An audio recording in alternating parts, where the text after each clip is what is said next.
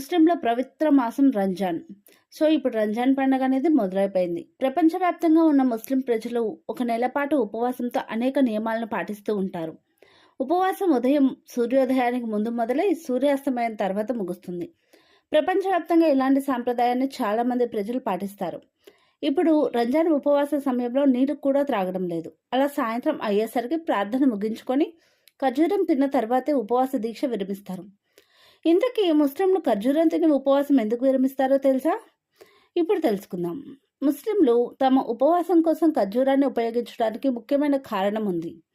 అదేంటంటే, రంజాన్ సందర్భంగా ముస్లింలు తెల్లవారుజామున నుండి సూర్యాస్తమయం వరకు ఆహారం మరియు నీరు తీసుకోకుండా ఉంటారు. రోజంతా ఉపవాసం ఉండడం వల్ల వారు అలసటకు మరియు శక్తి లోపానికి గురవుతారు. కానీ ఖర్జూరాలు ప్రోటీన్తో నిండి ఉంటాయి. ఇది శరీరానికి త్వరగా శక్తిని అందిస్తుంది.